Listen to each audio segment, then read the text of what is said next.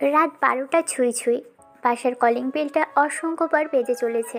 কে এসেছে এই সময় ভাবলেন শায়লা বেগম। ভদ্রমহিলা নিচের দিকে আসলেন। এরই মাঝে কেউ একজন বাসার কাজের লোক গিয়ে দরজাটা খুলে দিল। তারপর দরজায় কেউ কাউকে কোলে নিয়ে দাঁড়িয়ে আছে। ভদ্রমহিলা চোখ বড় বড় করে সেদিকে তাকিয়ে রইল। শায়লা বেগম সিঁড়ি দিয়ে নামতে নামতে জিজ্ঞেস করলেন, রহিম, কে এসেছে? ম্যাডাম, দেখেন বড় সাহেব কার যেন লইয়া আইছে। শায়লা বেগম কাজের লোকটার এরকম কথা শুনে একটু দ্রুত পায়ে হেঁটে এগিয়ে আসলো। তারপর যাকে দাঁড়িয়ে থাকতে দেখলো তাকে এরকম করে দেখবে কখনো কল্পনাও করতে পারেনি। ভদ্রমহিলার একমাত্র আদরের ছেলে ঈশান একটা মেয়েকে কোলে নিয়ে দাঁড়িয়ে আছে। এবার বাসার কাজের লোক সামনে থেকে সরে যেতেই ঈশান ভিতরে ঢুকলো। শায়লা বেগম কিছু বলার আগেই মেয়েটাকে নিয়ে ঈশান ওর রুমের দিকে গেল। তারপর রুমে এসে মেয়েটাকে বেডে শুয়ে দিতেই এবার শায়লা বেগম এসে পিছনে দাঁড়িয়ে রইল। তখন ঈশান বলতে লাগলো, আম্মু, ওর কপাল থেকে রক্ত পড়ছে, ফার্স্ট এড বক্সটা নিয়ে আসবে? একটু পরিষ্কার করে ব্যান্ডেজ করে দিতাম। শায়লা বেগম চলে গেলেন। কিছুক্ষণের মধ্যে আবারও ফিরে আসলেন। বক্সটা ঈশানের হাতে দিলে ও মেয়েটার কপাল পরিষ্কার করে দিল। মেয়েটার মুখটা শুকিয়ে গেছে। শায়লা বেগম খেয়াল করে দেখলেন সামনে বেডে শুয়ে থাকা মেয়েটাকে একদম পুতুলের মতো দেখতে, অসম্ভব সুন্দরী। যে কেউ প্রথম দেখাতে ওর মায়ায় পড়ে যাবে। ঈশান মেয়েটার কপাল পরিষ্কার করে তারপর ব্যান্ডেজ করে দিল। শায়লা বেগমের মাথায় হাজারটা প্রশ্ন ঘোরাফেরা করতে লাগলো। এই মেয়েটাকে আবার ছেলে কোথা থেকে ধরে এনেছে, নাকি মেয়েটার সাথে ঈশানের কোনো সম্পর্ক চলছে? দেখেই বোঝা যাচ্ছে কোনো বড়লোক ঘরের মেয়ে হবে। পোশাক আশাকে তাই বলছে। আর মেয়েটাকে এত রাতে কোথা থেকে তুলে আনলো? তাহলে কি ওরা দুজন বিয়ে করেছে? হাজারটা প্রশ্ন মাথায় ঘুরপাক খেতে লাগলো। এরই মাঝে শায়লা বেগমকে চুপচাপ থাকতে দেখে ঈশান একবার ওনার দিকে তাকিয়ে তারপর ব্যান্ডেজ করে মনোযোগ দিল। ব্যান্ডেজ করা শেষ হতে ভদ্রমহিলার প্রশ্ন না করে থাকতে পারলেন না। আব্বু, এই মেয়েটাকে কোথা থেকে তুলে আনলে তুমি? নাকি ও তোমার গার্লফ্রেন্ড? বিয়ে করেছো তোমরা দুজন? ঈশান কি বলবে আম্মুকে এখন, আর কি বলা উচিত সেটা জানে না। ঈশান মেয়েটার মুখের দিকে কিছুক্ষণ যাবৎ তাকিয়ে থেকে তারপর আম্মুর হাত ধরে টেনে এনে বেডের এক সাইডে বসিয়ে দিল। ঈশান আম্মুর মুখোমুখি বসে বলতে লাগলো, আম্মু, তুমি যেমনটা ভাবছো তেমন কিছু না। ও আমার গার্লফ্রেন্ডও নয়, আর আমরা বিয়েও করিনি। আম্মু, তুমি বিশ্বাস করবে কিনা জানি না, তবে আমি এইটুকুই বলবো, আমি ওকে চিনি না, আর মেয়েটাও আমাকে চিনে না। ছেলের এরকম কথাতে শায়লা বেগম অবাক চোখে কিছুক্ষণ ওর দিকে তাকিয়ে থেকে তারপর কিছু বলতে যাবে তার আগেই ঈশান আবারও বলতে লাগলো, আম্মু, আজকে অফিসের কাজ শেষ করে বন্ধুর সাথে আড্ডা দিতে গিয়েছিলাম। সেখান থেকে ফিরতে লেট হয়ে গেল, কিন্তু আসার সময় মাঝপথে কেউ একজন দৌড়ে আমার গাড়ির সামনে চলে আসে। মেয়েটাকে বাঁচাতে গিয়ে হার্ট ব্রেক করি। তারপরও মেয়েটা গাড়ির সাথে ধাক্কা লাগে। তারপর গাড়ি থেকে বেরোতে বেরোতে মেয়েটা মাথা করে পড়ে যাচ্ছিল। তখন আমি গিয়ে ওকে ধরে ফেললাম। বারবার জিজ্ঞেস করলাম কোথা থেকে এসেছে, কোথায় যাবে, আর এত রাতে রাস্তাতেই বা কী করছে। মেয়েটা দৌড়ে আসছিল দেখেই বোঝা যাচ্ছিল কোনো বিপদ হয়েছে, তাই ফেলে আসতে পারিনি। মনে হয়েছে ওকে যদি ফেলে যাই তাহলে বড় কোনো বিপদ হয়ে যাবে, আর এত রাতে কোথায় রেখে আসবো ভেবে পাচ্ছিলাম না। আর যদি তেমন কোনো সমস্যা থাকে তাহলে ওর পরিবারের সাথে যোগাযোগ করব। পরিবার থেকে যদি কেউ তেমন কোনো ঝামেলা হয় তাহলে সেখানে ফিরে দিলে আরও সমস্যা হবে। সবটা না জেনে এমন কিছু করা ঠিক হবে না। আর এত রাতে হসপিটালে নিলেও হাজারটা প্রশ্ন করবে, তাই আর কোথাও না নিয়ে বাসায় নিয়ে আসলাম। এমন অবস্থাতে ওকে যদি ফেলে আসি আর কাল যদি ওর কিছু হয়ে যায় তাহলে এর জন্য দায়ী থাকবো আমি। একে তো গাড়ির সামনে পড়েছে, তারপর আমি ওকে সাহায্য করতে পারতাম যেন রাস্তায় ফেলে রেখে এসেছিলাম, তখন নিজেকেই ছোট মনে হবে। ভদ্রমহিলা চুপচাপ ভাবতে লাগলো ছেলের বলা প্রত্যেকটা কথা। তারপর একটা সময় ঈশানের কাঁধের উপর হাত রেখে বলতে লাগলো, ঠিক আছে, এত টেনশন করতে হবে না। তুমি গিয়ে ফ্রেশ হয়ে আসো, আমি তোমার খাবার দিচ্ছি। ঈশান একবার মেয়েটার মুখের দিকে তাকিয়ে থেকে তারপর ওয়াশরুম থেকে ফ্রেশ হয়ে আসলো। শায়লা বেগম মেয়েটার সামনাসামনি বসে দেখছে। অসম্ভব রকমের মায়াবী মেয়েটা। মুখে একরাশ মায়া এসে ভিড় করেছে। এরই মাঝে ঈশান এসে আম্মুকে ডাকতে গেলে মায়ের মুখের দিকে তাকিয়ে থাকতে দেখে বলল, আম্মু, মনে হচ্ছে মেয়েটার চোখে মুখে অদ্ভুত রকমের একটা মায়া আছে। তারপর মায়া থেকেই আমি না ওকে ফেলে আসতে পারিনি। শাইলা বেগম মেয়েটার মুখে হাত বুলিয়ে দিলে তারপর ঈশানকে নিয়ে নিচে আসলো। খাবার খেয়ে ঈশান আবার মায়ের পাশে বসে রইল। শাইলা বেগম একটু ভেবে বলতে লাগলো, গেস্ট রুমে গিয়ে ঘুমিয়ে পড়ো, কাল নতুন রুমে শিফট করবি। মেয়েটাকে নিয়ে চিন্তা করতে হবে না, আমি মাঝে মাঝে গিয়ে খোঁজ নিয়ে আসব। মনে হয় না এই রাতে আর জ্ঞান ফিরবে, তোমাকে এত চিন্তা করতে হবে না। শাইলা বেগম ছেলেকে হাজারবার বিয়ে করতে বলেছিলেন। ঈশান সেটা শুনেছে, বলেছেও সময় লাগবে, কাউকে পছন্দ নেই। যদি কাউকে ভবিষ্যতে পছন্দ হয় তবেই তাকে বিয়ে করবে, কিন্তু শত চেষ্টা করেও কাউকে ভালো লাগেনি তার। এদিকে আব্বুকে ব্যবসার কাজে বাইরে বাইরে থাকতে হয়, তাই দেশের বিজনেসটা ঈশানকেই সামলাতে হচ্ছে। আম্মুর কথাতে ঈশান গেস্ট রুমে এসে শুয়ে পড়ে। পরদিন যখন সকালে ঘুম ভাঙলো তখন উঠে বসে ঘড়ির দিকে তাকিয়ে দেখে 8টা বেজে গেছে। ঈশান তাড়াহুড়ো করে উঠে ফ্রেশ হয়ে ওর রুমের সামনে আসলো।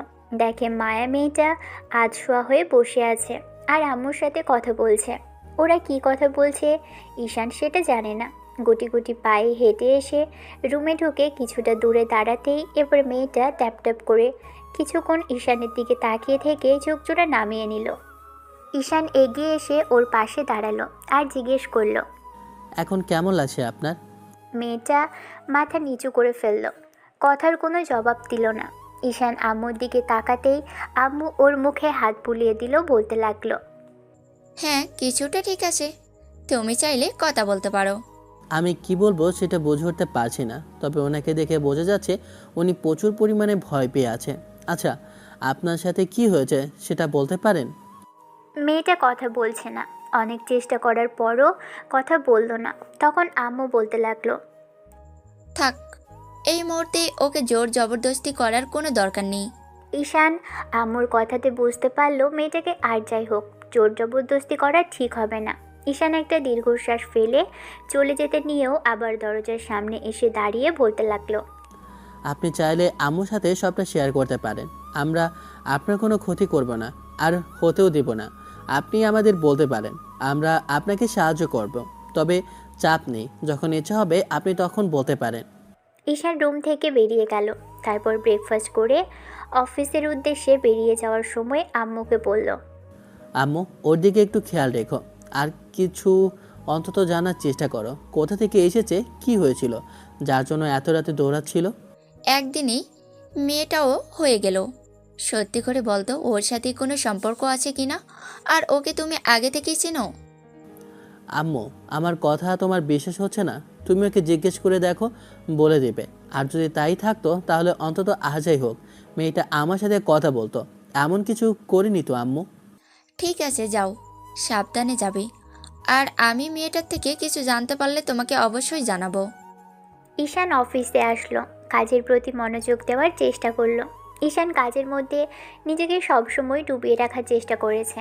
বাইরে থেকে পড়ালেখা শেষ করে আসার পর অনেক মেয়েকেই দেখেছে, তারপরও কারোর সাথে কোনো সম্পর্কে জড়ায়নি, কারণ কাউকে মনের মতো লাগেনি তার। ঈশান কাল রাতে যাকে বাসায় এনেছে সেই মেয়েটার কথা ভাবছিল। বারবার মনে হয়েছিল মেয়েটা কোথা থেকে এসেছে, কী জন্যই কালকে এরকম দৌড়চ্ছিল। হাজারটা প্রশ্ন বারবার মাথায় ঘুরপাক খাচ্ছিল। মেয়েটাকে দেখতে অসম্ভব রকমের মায়াবী, এতটাই সুন্দর যে যে কেউ প্রথম দেখাতেই মেয়েটার প্রেমে পড়তে বাধ্য হবে। ঈশানও প্রথম দেখাতেই মেয়েটার মুখের দিকে কিছুক্ষণের জন্য হাঁ করে তাকিয়েছিল। তারপর যখন মনে হলো যে এখন তাকিয়ে থাকার সময় নেই, যাই হোক, তাকিয়ে থেকে অন্তত মেয়েটাকে বাঁচানো যাবে না। যদি মেয়েটার পিছনে কেউ পড়ে থাকে তাহলে ওকে ফলো করতেই থাকবে। এই মাঝরাতে যদি এরকম কিছু হয় তাহলে ঝামেলায় পড়তে হবে। ঈশান এক মুহূর্ত দেরি না করে ওকে বাসায় নিয়ে এসেছিল।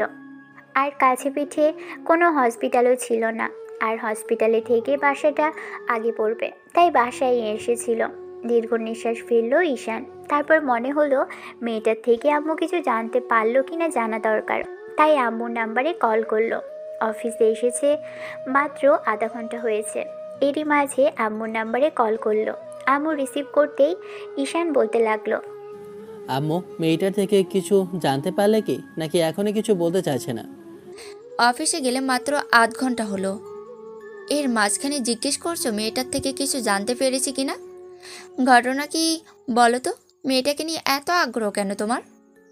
সত্যি করে বলো, ওকে কি তোমার পছন্দ? ওকে আগে কোথাও দেখেছিলে নাকি কালকে রাতে প্রথম দেখা হয়েছে তোমাদের? না আম্মু, আমি ওকে কালকেই প্রথমবার দেখেছি।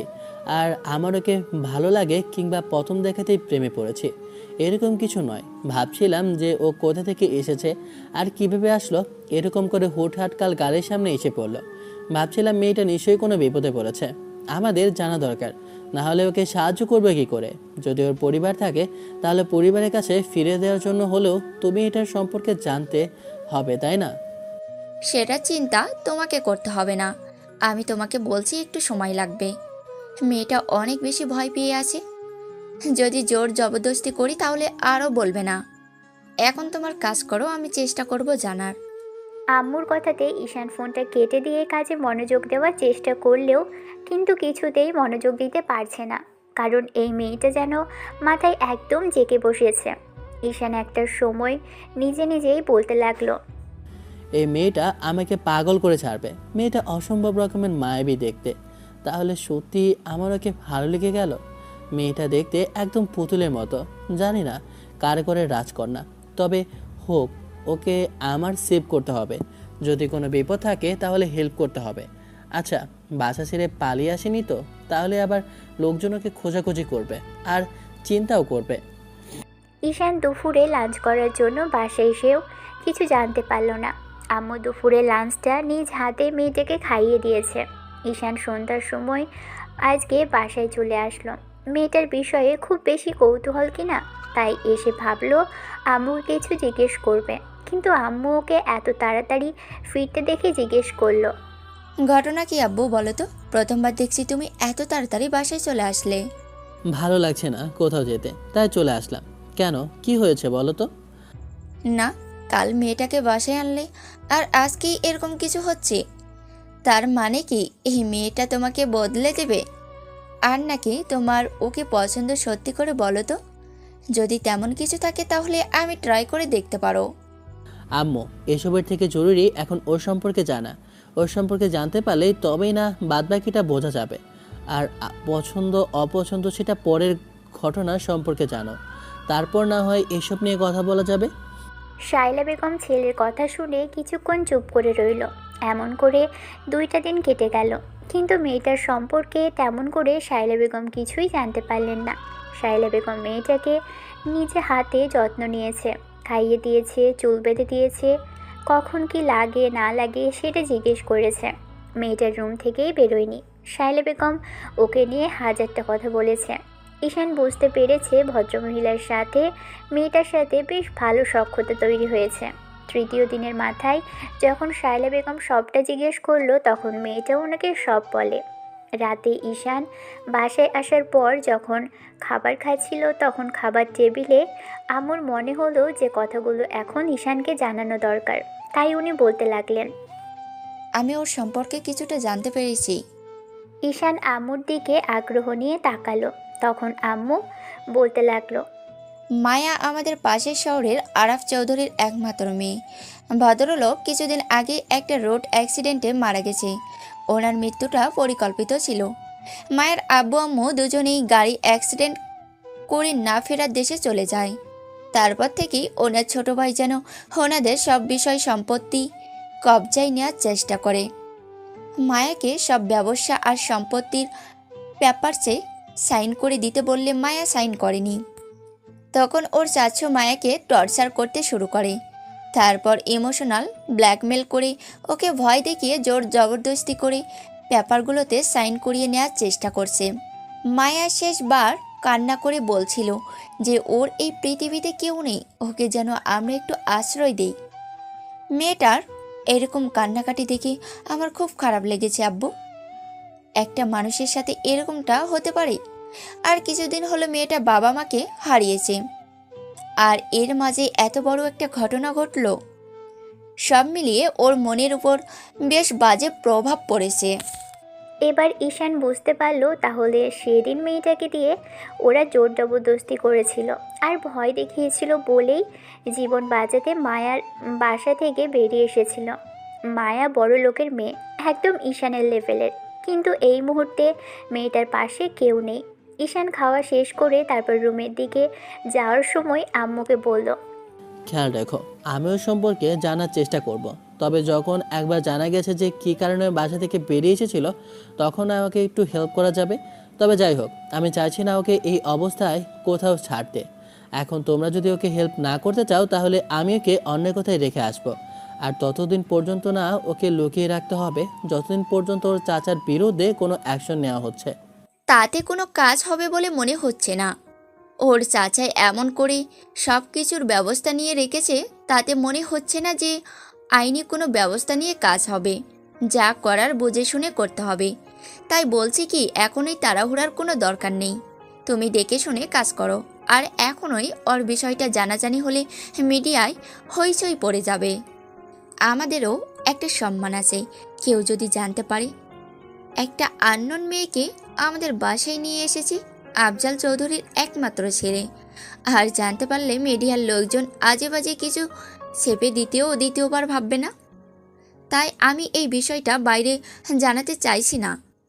এখন আছে থাকাই ভালো। আমি তোমাকে জানাবো কখন কি করতে হবে। মেয়েটা অনেক ভয় পেয়েছে, ও কিছুটা স্বাভাবিক হোক, তারপর না হয় জোর করা যাবে। ঈশানের রাতে ঘুম আসছিল না। বারবার মনে হয়েছিল মেয়েটাকে একবার দেখা উচিত। এ পর্যন্ত মেয়েটার সাথে তেমন করে কোনো কথা বলেনি। ঘুমোতে পারছিল না বলে ঈশানের রুমের সামনে আসলো। খেয়াল করলো মেয়েটা আম্মুর কোলের মধ্যে মাথা রেখে ঘুমিয়ে আছে, আর আম্মু ওর মাথায় হাত বুলিয়ে দিচ্ছে।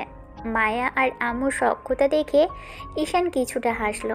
মেয়েটা একদম বাচ্চা সুলভ, আর এমন এমন কাজ করে যেটা দেখলেই ভালো লাগে। বাচ্চাদের মতো গুটিসুটি মেরে একদম আম্মুর কোলের মধ্যে শুয়ে আছে। কথাগুলো ভেবেই ঈশান চুপ করে থেকে তারপর সেখান থেকে চলে গেল। আম্মু বিষয়টা আর চোখে খেয়াল করলো। ছেলে বারবার রুমের সামনে এসে ঘুরঘুর করছে। ঈশান কিছুক্ষণ বাদে রুমে আসলো।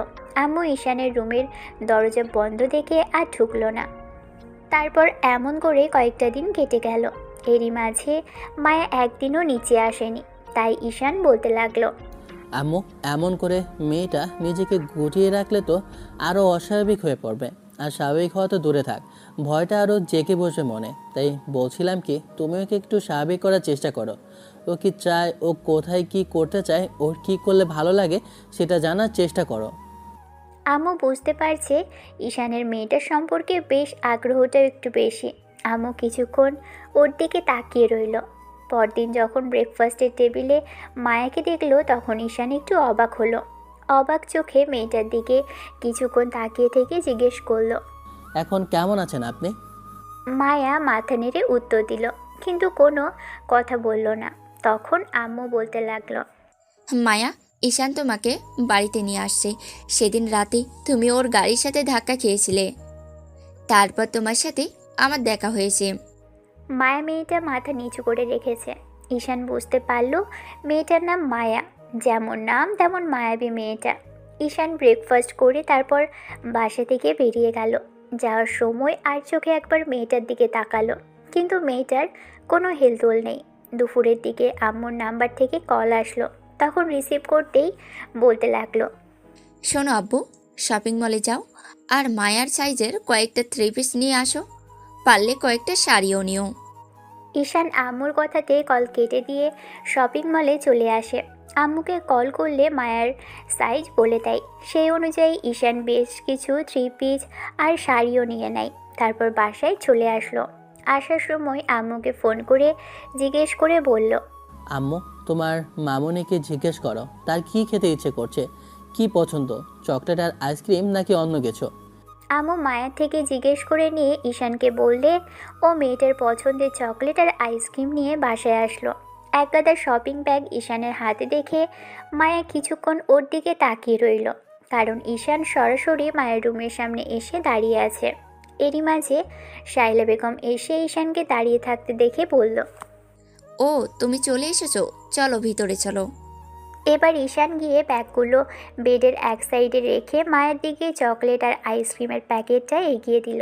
মেয়েটা ঈশানের হাত থেকে সেটা নিচ্ছিল না। তখন শায়লা বেগম বলল, কি হলো নাও মামনি, আমার ছেলে তোমাকে ভালোবেসে দিচ্ছে, এগুলো ফিরিয়ে দিলে ভালো লাগবে ওর। মায়া শায়লা বেগমের কথাতে ঈশানের হাত থেকে প্যাকেটগুলো নিল। ঈশান রুম থেকে বেরিয়ে গেল। তখন আম্মু মায়ের মুখোমুখি বসলো। মায়া আইসক্রিম আর চকলেটগুলো খেতে আরম্ভ করলো। মেয়েটার এরকম কর্মকাণ্ডে আম্মু কিছুক্ষণের মুখের দিকে তাকিয়ে রইল। মেয়েটার পুরো মুখে আইসক্রিম আর চকলেট দিয়ে মাখিয়ে ফেলেছে। আম্মু কিছুক্ষণ মায়ের মাথায় হাত বুলিয়ে দিল। পরদিন ছুটির দিন হওয়ার কারণে ঈশান সকালে ব্রেকফাস্ট করে তারপর ডাইনিংয়ে বসে রইল। তখন আম্মু মায়াকে নিচে নিয়ে এসে এক জায়গায় বসালো। আম্মু আর মায়া পাশাপাশি বসে আছে। মেয়েটা ফোনে গেম খেলছে। তখন আম্মুকে ঈশান বলল, আব্বু বলছিলাম কি, আজকে ছুটির দিন, তুমি যদি মায়াকে নিয়ে একটু বেড়াতে যেতে। মেয়েটা এসেছে প্রায় 15 দিন হয়ে যাচ্ছে, তারপরও বাসা থেকে বের হয়নি। আমি বলাতে একটু ছাদে আর ব্যালকনিতে যাই, তাছাড়া সবসময় রুমেই বসে থাকে। তাই বলছিলাম তুমি আজকে ওকে নিয়ে একটু ঘুরতে বের হবে। রিপিট, তাই বলছিলাম তুমি আজকে ওকে নিয়ে একটু ঘুরতে বের হও। ঠিক আছে আম্মু, কিন্তু তোমার মেয়েকে রেডি করে রেখো। মেয়ে। কথাটা শুনে শায়লা বেগম একটু মুচকি হাসলো। ঈশান বিকেলে মেয়েটাকে নিয়ে বেরোলো, কিন্তু মেয়েটা যেতে চাইছিল না। মায়াকে আম্মু সুন্দর করে একটা শাড়ি পরিয়ে দিয়েছে। শাড়িতে অসম্ভব রকমের মায়াবী লাগছে। এই অবস্থাতে মায়ের দিকে ঈশান বারবার তাকাচ্ছিল, আর মনে হয়েছিল এই মেয়েটার উপর কারো যেন নজর না লাগে। মায়াকে নিয়ে ঈশান শহরের কোলাহল থেকে দূরে কোথাও নিয়ে যাওয়ার চেষ্টা করলো, কিন্তু মেয়েটা একদম ঈশানের পাশে জড়সড় হয়ে আছে। ঈশান বুঝতে পেরে ওকে নিয়ে আর বেশি একটা দূরে গেল না, কাছে একটা পার্কে নিয়ে গেল। তারপর দুইজনে গিয়ে একটা নিরিবিলি জায়গায় বসে রইল। মায়া আশেপাশে বারবার ফ্যালফ্যাল করে তাকাচ্ছে। তখন ঈশান ওর দিকে মুখোমুখি হলো। ঈশান বুঝে গেছে মেয়েটা খুবই আনইজি ফিল করছে। এত বড় একটা মেয়ে হওয়ার পরও একদম বাচ্চাদের মতো আচরণ। ঈশান যখন মেয়েটার মুখোমুখি বসলো তখন মেয়েটাকে আশেপাশে তাকাতে লাগলো। ঈশান ওকে ভালোভাবে একটু দেখার চেষ্টা করছে, আর মেয়েটা কেমন মুখ ঘুরিয়ে নিল। তখন ঈশান একটু বিরক্ত হয়ে মায়ার থুতনি ধরে নিজের দিকে ঘোরালো। তখন মেয়েটা ওর দিকে তাকাতেই ঈশান বলতে লাগলো, মায়া, এখন কেমন লাগছে এখানে আসার পর? মায়া মাথা নেড়ে হ্যাঁ সূচক উত্তর দিল। তখন ঈশান বলল, মায়া, আমি কোনো বাঘ বা ভালুক নই যে তোমাকে খেয়ে ফেলবো, যার জন্য ভয়ে তোমার মুখ দিয়ে কথা বের হচ্ছে না। আমি কথা না বলে থাকতে পারি না। তোমার কথা বলার ইচ্ছা না থাকলে সেটা বলো, তারপরে এরকম চুপ করে থেকো না। মায়া আমতা আমতা করতে লাগলো। তখন ঈশান বলল, ঠিক আছে, আমার সাথে তোমার কথা বলতে হবে না। তুমি আমাকে দেখে ভয় পাচ্ছ। আমি একটা বাজে ছেলে, তাই তো? ভয় নেই, তোমার কোনো ক্ষতি করব না। তুমি এখানে এসে যাওয়ার পর থেকে কোথাও বের হওনি, তাই তোমাকে নিয়ে আসলাম। নাহলে তোমাকে জোর করে এখানে আনার কোনো ইচ্ছে আমার ছিল না। আমি খুব ভালো করেই বুঝতে পারছি এই কয়েকটা দিনে তুমি আমাকে এড়িয়ে যাওয়ার চেষ্টা করো মায়া। তেমন কিছু না ঈশান। এই প্রথম মেয়েটার কণ্ঠস্বর শুনল ঈশান, তাও আবার ওরই নাম ডাকলো। ঈশান কিছুক্ষণ যাবৎ চুপ করে থেকে উত্তর দিল, তাহলে কেমন মায়া, আমার সাথে কথা বলতে চাইছো না তাই তো? না মানে আসলে আমি ছেলেদের সাথে তেমন করে কথা বলিনি কখনো। তাছাড়া আপনার সাথে আমার কয়েকদিন আগেই দেখা হয়েছে। আমি এত সহজে সবার সাথে স্বাভাবিক হতে পারি না। মামুনির সাথে যতটা হয়েছি ততটা আপনার সাথে হতে পারছি না। আপনার সামনে কথা বলতে কেমন যেন লাগে আমার। কেমন লাগে সেটা তো বলবে।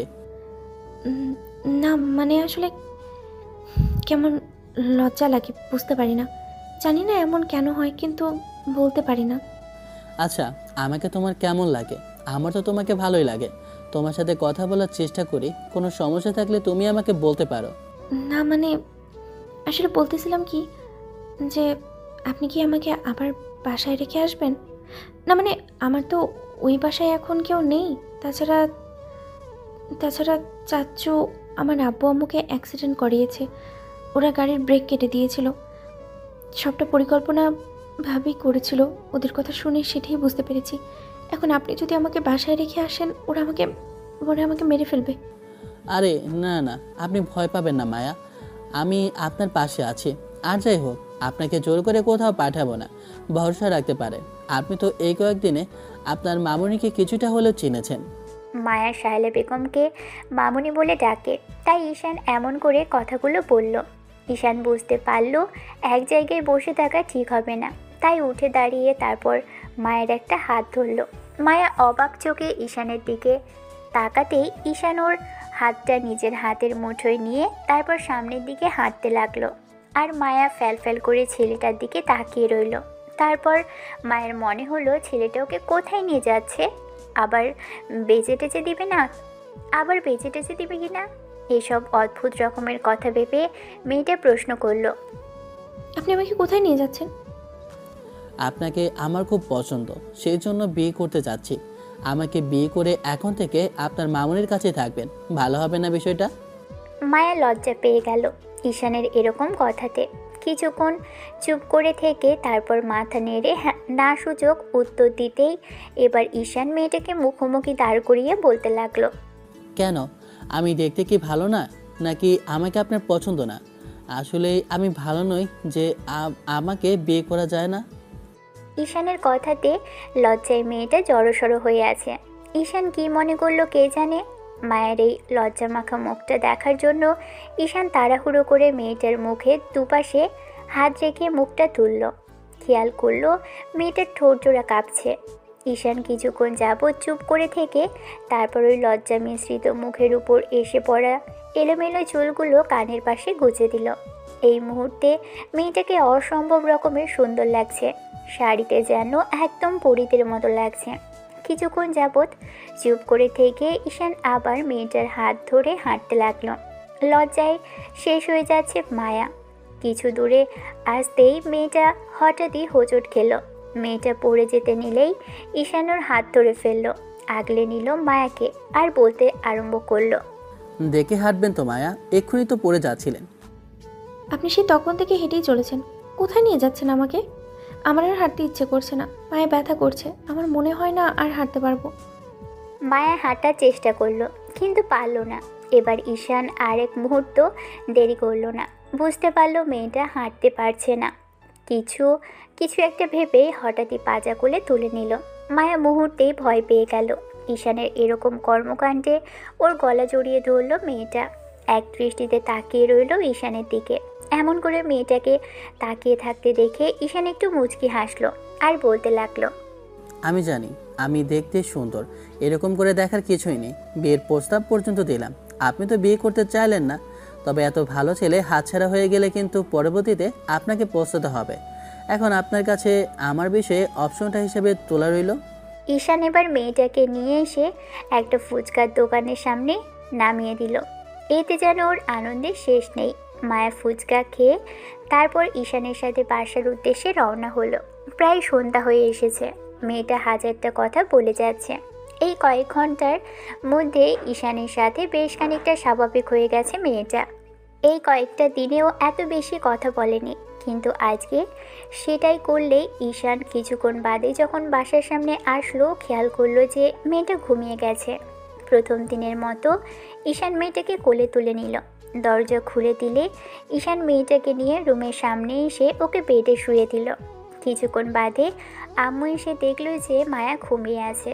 মায়ের শরীরে চাদর টেনে দিলেন আর মাথায় হাত বুলিয়ে দিলেন, বললেন, বাইরে থেকে খেয়ে এসেছো নাকি খাবে? হ্যাঁ, বাইরে থেকে খেয়ে আসি, আর মায়াকেও জাগানোর দরকার নেই। আজকাল দেখছি মেয়েটার সম্পর্কে তোমার খুব বেশি আগ্রহ। আব্বু, মায়াকে কি তোমার পছন্দ? বিয়ে করবে তুমি ওকে?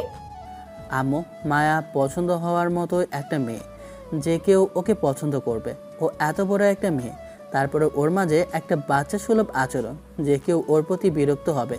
কিন্তু আমার এগুলো না, কেমন জানি ভালো লাগে। আমি জানি না ওকে কতটুকু পছন্দ করি, কিংবা ওকে নিয়ে আমার মনে অন্যরকম কোনো ফিলিংস আছে কিনা। তারপরেও ওর প্রতি একটা ভালো লাগা কাজ করে আম্মু। যাক, অবশেষে একটা সুইট কিউট আর ভদ্র মেয়ের প্রেমে আমার ছেলেটা পড়লো। তবে মেয়েটাকে কখনো কষ্ট দিও না আব্বু। আমি তোমার আব্বুর সাথেই কথা বলার চেষ্টা করব। যেহেতু এখন মায়ের কেউ নেই, একটা মেয়েকে আমি পেয়েছি, তাই হাতছাড়া করতে চাইছি না, ছেলের বউ করতে চাইছি। আম্মু তুমিও না, ও বিয়েতে কিছুতেই রাজি হবে না, ও আমাকে ভয় পায়, সেটা আমি এই কয়েকটা দিনেই বুঝে গেছি। এসব কে বলেছে তোমায়?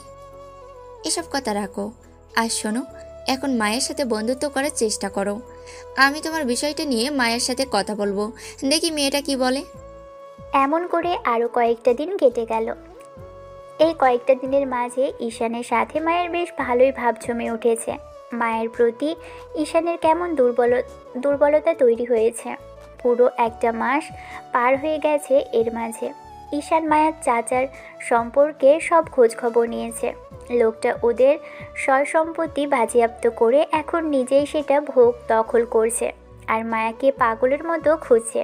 ঈশান ভেবেছে কিছু প্রমাণ জোগাড় করে তারপর লোকটাকে পুলিশের হাতে তুলে দিবে। অন্যদিকে মায়া ওর মামুনির সাথে বসে হাজারটা কথা বলছিল।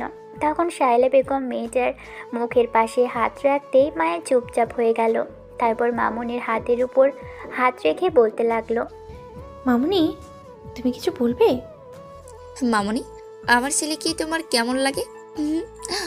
শায়লা বেগমের এরকম কথাতে মায়া কিছুটা ভড়কে গেল। তারপর ভদ্রমহিলা মুচকি হেসে আবারও বলতে লাগলো, কোনো চাপ নেই মামনি, তুমি ভেবে দেখো তোমার কতটুকু ভালো লাগে, কিংবা অপছন্দ হলে সেটা আমাকে বলতে পারো। আমি তোমার বিয়ে দিতে চাইছিলাম ঈশানের সাথে। এই মুহূর্তে তোমার যেমন আমরা ছাড়া আর কেউ নেই, তুমি ছাড়া তেমনি আমারও কোনো মেয়ে নেই, তাই তোমাকে সারা জীবনের জন্য আমার কাছে রেখে দিতে। বিয়ের কথাটা শুনে মায়া লজ্জায় লাল হয়ে যাচ্ছিল। মুখ দিয়ে মেয়েটার আর কথাই বের হচ্ছে না। এভাবে মেয়েটাকে লজ্জা পেতে দেখে শায়লা বেগম বলতে লাগলো, এত লজ্জা পাওয়ার কিছু নেই মামনি, এটা স্বাভাবিক। আমি ঈশানকে জিজ্ঞেস করেছিলাম, বলল তুমি পছন্দ হওয়ার মতোই একটা মেয়ে। এখন তোমার দিক থেকে হ্যাঁ হলেই তোমার আঙ্কেলের সাথে কথা বলবো। কিন্তু মামুনি, আমি তো একটা আশ্রিতা মেয়ে, রাস্তা থেকে এসে তোমার পরিবারে ঢুকে গিয়েছি, তারপরে তুমি এরকম সিদ্ধান্ত নিচ্ছ? তোমার ছেলেকে আমি ভালো রাখতে পারবো না। বলছিলাম কি, ভেবেচিন্তে দেখো, আমি একটা এতিম মেয়ে, আমার সাথে উনি কী করে? এসব কথা আর কখনো বলবে না। কে বলেছে তোমার কেউ নেই? আমি তোমার আম্মু, আমাকে আম্মু বলে ডাকবে। আমাকে আম্মু ভাবতে পারোনি, তাই না? না মামুনি, আমার না আছে কোনো পরিচয় আর না আছে কোনো ঠিকানা। ভেসে যাওয়া খড়কুটোর মতোই আমি। আমার আব্বু আম্মু অনেক আগেই আমাকে ছেড়ে চলে গেছে। তাছাড়া উনি আমাকে বিয়ে করলে আমাকে কি পরিচয় দেবে? আজ বাদে কাল যখন আমার চাচু জানতে পারবে আমি এখানে আছি, উনি আমাকে যে করেই হোক মেরে ফেলার চেষ্টা করবে। বলছিলাম কি, আবেগের বশে এরকম কোনো সিদ্ধান্ত নিও না মামুনি। একবার যখন বলেছি আমরা তোমার পাশে আছি, তাহলে যে করেই হোক তোমাকে সাহায্য করব। তোমার চাচু আর তোমার উপর এরকম টর্চার করতে পারে সেটাও আমরা দেখে নেব। আজ বাদে কাল তুমি যখন ঈশানের বউ হবে তখন ও তোমাকে বুক দিয়ে আগলে রাখবে। আর তোমার চাচুর ব্যবস্থা খুব শীঘ্রই করবে ঈশান। এত ভয় পাওয়ার কিছু নেই। তুমি বলো আমার ছেলেকে বিয়ে করতে রাজি কি না? মায়া এবার ভীষণ লজ্জা পেল। কোনো কথা বলছে না মেয়েটা, তাই শায়লা বেগম সেখানে থেকে চলে গেল। মায়া ভাবলো ওর মামুনি রাগ করলেন কি না। ঈশান সেদিন বাসায় আসলো মায়ের জন্য এক গাদা চকলেট আর আইসক্রিম আর চিপস নিয়ে। মায়া ওকে দেখে কিছুক্ষণ চুপ করে তাকিয়ে রইল। তারপর ওর হাত থেকে সেগুলো নিয়ে বলতে লাগলো, ধন্যবাদ মামুনির ছেলে, তোমাকে অসংখ্য ধন্যবাদ। মায়ের মুখে এরকম কথা শুনে ঈশান ফিক করে হেসে ফেলল। তারপর রুমের দিকে চলে গেল। মায়া ডাইনিংয়ে এসে বসে চকলেট আর আইসক্রিম চিপস খাচ্ছে আর কার্টুন দেখছে। ঈশান এসে ফ্রেশ হয়ে তারপর কিচেনে আসতে দেখলো আম্মু রান্না করছে। তখন ঈশান দরজায় দাঁড়িয়ে বলতে লাগলো, আম্মু আমাকে একটু কফি দিবে? দেব, কিন্তু তার আগে শোনো, আমি মায়ের সাথে তোমাদের বিষয়ে কথা বলেছি। মেয়েটা প্রচুর পরিমাণে লজ্জা পায়। মেয়েটা কি বলে জানো? ও নাকি এতিম মেয়ে, ওর এখন যাওয়ার কোনো জায়গা নেই আর কোনো ঠিকানা নেই, তাই ও তোমার থেকে দূরে সরে থাকার চেষ্টা করে। ওর মাথায় এসব কে ঢুকিয়েছে কে জানে। আমি ওকে বোঝানোর চেষ্টা করেছি। ওকে জোর করার দরকার নেই। ওর যদি ইচ্ছা না হয় তাহলে জোর করার কোনো দরকারই নেই। ওর হয়তো কাউকে পছন্দ আছে, তাই হয়তো এরকম বলছে। ঠিক আছে, আমি ওকে বোঝাবো। তোমাকে আপসেট হতে হবে না। আমি খুব ভালো করেই বুঝতে পারছি কয়েকটা দিনই ওই মেয়েটাকে তুমি একটু হলেও ভালোবাসতে শুরু করেছো। আর মায়া ভালোবাসার মতোই একটা মেয়ে, সেজন্যই তো তোমার বউ করে নিতে চাইছি, যেন সারা জীবন এই বাড়িতে চোখের সামনে মেয়েটা থেকে যায়। ঈশান হেসে সেখান থেকে চলে গেল। আম্মুকে কফি দিয়ে আসলো। মায়াকে গত একটা মাস যাবৎ আম্মু কথাগুলো হাজারবার জিজ্ঞেস করলেও মায়া সেই একই উত্তর দিয়েছে, ও এতিম একটা মেয়ে। এই কথা শোনার পর ঈশানের প্রচুর পরিমাণে রাগ হচ্ছে। তাই শেষ কয়েকটা দিন যাবৎ ঈশান আর মায়ের সাথে কথা বলছে না। মায়া এখন পুরো বাড়ি একদম চষে ফেলে, কিন্তু ঈশানের রুমে তেমন করে যায় না। ঈশানকে কয়েকটা দিন যাবৎ ওর সাথে কথা বলতে না দেখে ভাবলো যে আজকে একটু ঈশানের রুমে গিয়ে কথা বলা যাক, তাহলে কি ছেলেটা ওর উপর রাগ করেছে। কথাগুলো ভেবে মায়া ঈশানের রুমে আসলো। ঈশান রুমে নেই। তারপর ব্যালকনিতে গিয়ে দেখলো ঈশান দাঁড়িয়ে আছে আর কিছু একটা ভাবছে। মায়াকে দেখে ঈশান একটা দীর্ঘশ্বাস ফেলে, ঈশান, আপনি আমার সাথে কথা কেন বলছেন না? আমি কি খারাপ করার আমি কি খারাপ যার জন্য আমার সাথে একটু কথা বলা যায় না? না, তেমন কিছু না। আজ বাদে কাল আপনার অন্য কোথাও বিয়ে হয়ে গেলে আপনি তো এখান থেকে চলে যাবেন। ভাবছিলাম যে আপনার থেকে দূরে থাকাই ভালো। আপনার প্রতি মায়ায় পড়তে চাচ্ছি না। বিয়ের কথাটা শুনে মায়ের বুকের ভিতরটা কেমন যেন ধুপ করে উঠল। অজানা একটা খারাপ লাগা কাজ করতে লাগলো মায়ের ভিতর। শায়লা বেগম যেখানে ওকে হাজারবার বলেছিল এই বাসায় থেকে যেতে আর ওনাকে নিজের মেয়ের মতো করে ছেলের বউ হিসেবে রেখে দিবে, কিন্তু মায়া সেটা করতে চাইছে না। মায়া ভাবছে উল্টোটা, হয়তো এতে সবাই ভাববে ও সুযোগের সদ্ব্যবহার করেছে, কিন্তু তেমনটা নয়। ঈশান মায়াকে এমন করে কথাগুলো বলল। এবার রুমের দিকে চলে আসতে গেলে মেয়েটা ঈশানের সামনে দাঁড়ালো। তখন ঈশান অন্য পাশে ফিরে চলে আসতে গেলে মায়া ঈশানের একটা হাত ধরলো আর বলতে শুরু করলো, ঈশান, আপনি বুঝতেই পারছেন না। হ্যাঁ, আমি বাচ্চা, সেজন্য বুঝতে পারছি না। আমাকে বোঝানোর দরকার নেই আপনার। আপনি বুঝতে পারলেই হবে মায়া। ইগনোর করতে চাইছেন আমাকে? না, আপনি এত সুন্দরী একটা মেয়ে, আপনার প্রেমে পড়তে পারি, তাই দূরে থাকার চেষ্টা করছে। কয়েকদিন আপনি আমাকে ইগনোর করার চেষ্টাই করেছিলেন, তাই সেটাকেই আমি সহজ করে নিচ্ছি। না মানে ঈশান, আমি জানি আপনি আমার থেকে দূরে থাকতে চান, বলতে হবে না। আপনি চান না আমার সাথে কোনো ফ্রেন্ডশিপ করতে, আর না কোনো কথা বলতে। আমি আপনাকে জোর করব না। আব্বু আপনার জন্য ছেলে খুঁজছে, পেয়ে গেলে বিয়ে দিয়ে দেবে আপনাকে। তখন আর কথা বলতে হবে না আমার সাথে আপনার। কিন্তু আমি অন্য কোথাও বিয়ে করব না ঈশান। কিন্তু কেন? কতদিনই বা অন্যর বাড়িতে থাকবেন? আপনাকে তো একটা না একটা সময় শ্বশুর বাড়িতে যেতেই হবে, তাই না? আর এখন যেহেতু আমরা আপনার গার্জিয়ান, সেহেতু আমাদের। থাক, আমার জন্য আপনাদের এত কষ্ট করতে হবে না। মামনিকেও আমি বলে দেবো অন্য কোথাও বিয়ে আমাকে দিতে হবে না। আমি নিজেই চলে যাব এখান থেকে। যান না, যান। আপনার চাচু বাইরের লোকজন নিয়ে ঘিরে রেখেছে, বাইরে বেরোলেই ধরে নিয়ে কোথাও বিক্রি করে দেবে। আমি ওসব ভয় পাই না। যেদিন মৃত্যু আছে সেদিন মরতেই হবে। আমি এমনিতেই চাচুকে সব দিয়ে দেবো। কিন্তু আমি তো এসব হতে দেব না। আমি সুযোগের অপেক্ষায় আছি। যে কোনো সময় আপনাকে সাক্ষী দিতে হতে পারে। আপনার চাচুর অবস্থা একেবারে দফারফা করে ছাড়বো। যাদের সম্পত্তি তাদের কাছে থাকবে। আপনার আব্বু আম্মুর অবর্তমানে সেটা আপনি পাবেন। আপনার চাচু কি করে সেটা আত্মসাৎ করে আমিও দেখে নেব। ঈশানের কথাতে মায়া ভয় পেয়ে গেল। ঈশান কি আবারও লোকটার সাথে দ্বন্দ্বে জড়াবে? তাই মায়া ভয়ে ভয়ে বলতে লাগলো, ঈশান প্লিজ, এমনটা করবেন না। এগুলো কোনো দরকার নেই। তাছাড়া চাচু বেশি ভালো মানুষ নয়। আপু আম্মুকে যেভাবে ভাবতেই আমার ভয় লাগে। আপনি দয়া করে এসবের মধ্যে জড়াবেন না। মামনির একমাত্র ছেলে আপনি। আপনার কিছু হলে মামনি কষ্ট পাবে। আমাকে নিয়ে আপনারা তো চিন্তা করতে হবে না। আমার মন যেটা চায় আমি সেটাই করি। আমাকে বাধা দেবে না। আব্বু আম্মু আমাকে কোনো কাজে বাধা দেয় না, তাহলে আপনি কেন দিচ্ছেন? আপনার তো ভয় পাবার দরকার নেই। আপনি তো আমার থেকে দূরে থাকতে চান, সেটাই করুন। না মানে এতদিন যাবৎ আপনাদের বাসায় আছি, আপনি আমাকে এত হেল্প করেছেন, তাহলে আপনার। হ্যাঁ, আমার কি? আমি আপনাকে এত ভাবতে হবে না। আমাকে নিয়ে এত চিন্তা আপনার করতে হবে না। আপনি ভবিষ্যৎ হাজবেন্ডের কথা ভাবুন। আপনার জন্য অপেক্ষা করছে সে। বারবার একই কথা বলবেন না তো। আমি মামুনিকে ছেড়ে কোথাও যাচ্ছি না। যেতে তো হবে, আজ না হয় কাল বিয়ে হলে তো এমনিতেই চলে যাবেন। আর মেয়েরা এসব কথা বলেই, আব্বু আমাকে ছেড়ে কোথাও যাবে না, কিন্তু দিন শেষে যেতেই হয়। বললাম তো আমি এখান থেকে যাব না। আপনারা জোর করে আমাকে তাড়িয়ে দিবেন। আমি ওই অত বড় বাড়িতে একা গিয়ে কি করব? কেন? আপনার বিয়ে হলে আপনার হাজব্যান্ডকে নিয়ে থাকবেন। তাছাড়া আপনার আব্বুর এত বড় ব্যবসা, সেটাও তো আপনাকে আর আপনার হাজব্যান্ডকেই সামলাতে হবে। বিয়ের পর তো আপনার আর আপনার হাজব্যান্ডের সব কিছু হবে, তাই না?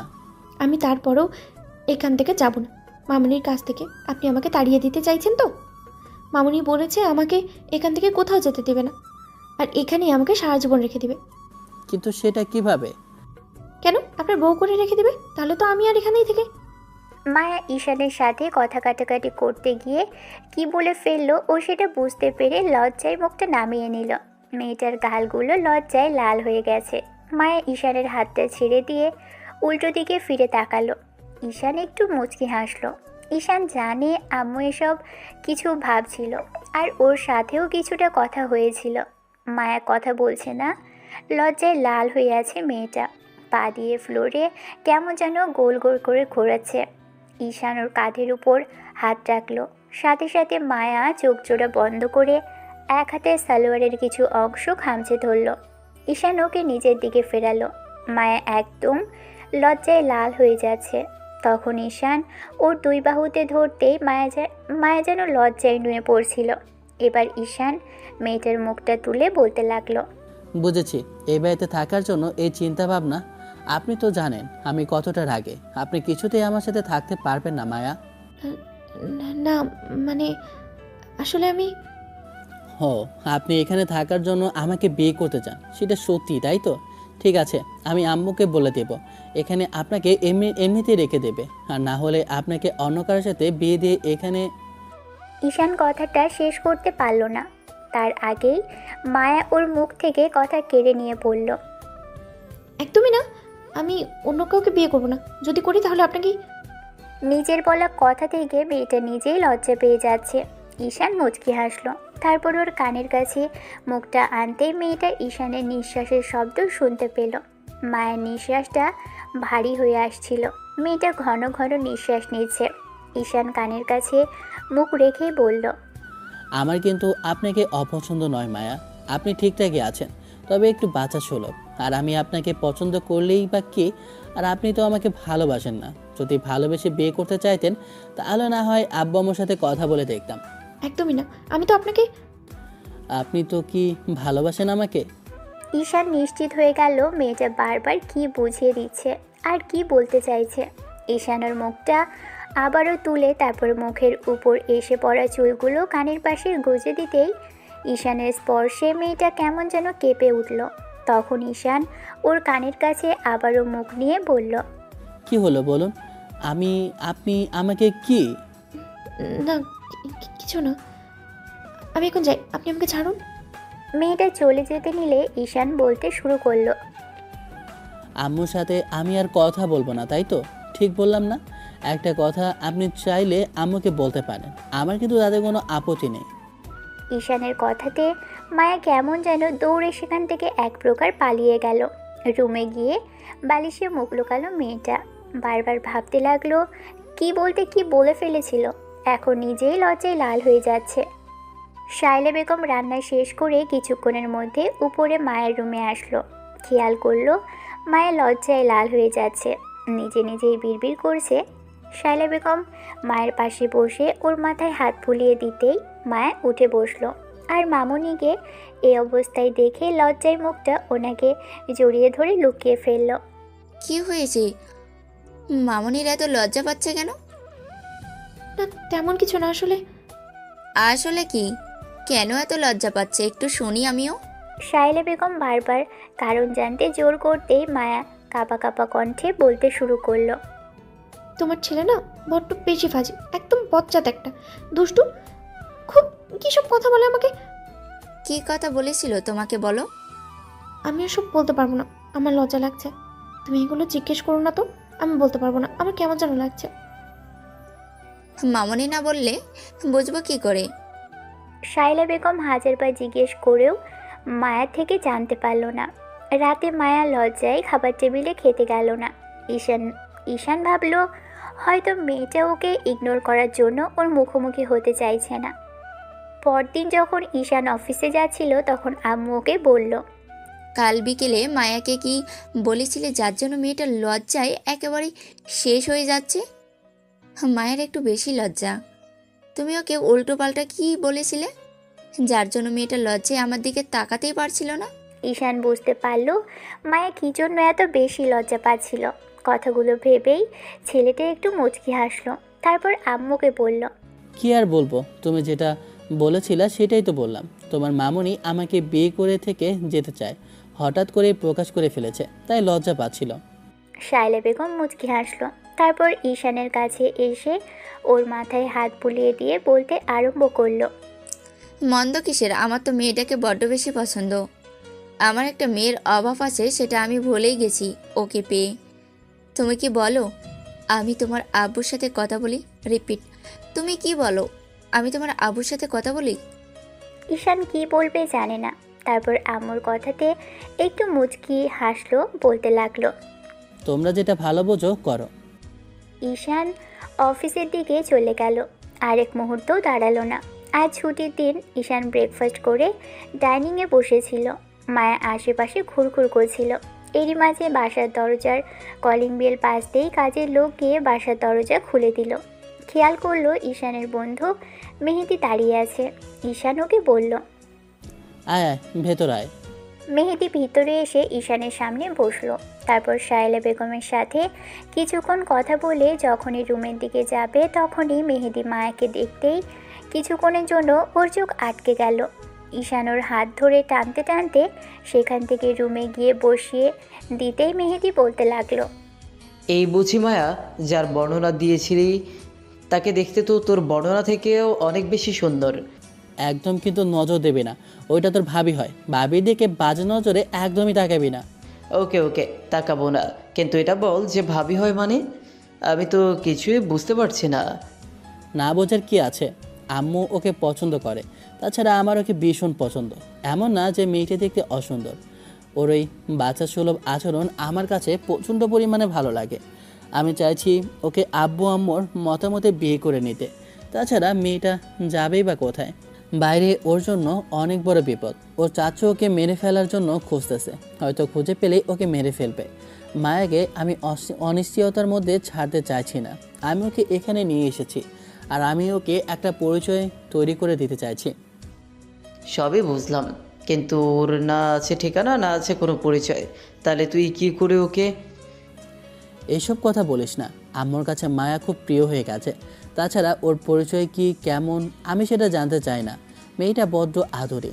ওকে এই অবস্থায় বাইরে ছেড়ে দিলে বাহিরের দুনিয়াতে কত কষ্টের, কত কঠিন সেটা আমি খুব ভালো করে জানি। মেয়েটাকে অন্য কোথাও বিয়ে দিলে ওকে সে বুঝতে পারবে, তার কি গ্যারান্টি আছে? তাই বলে রাস্তায় কুড়িয়ে পাওয়া একটা মেয়েকে বিয়ে করবে?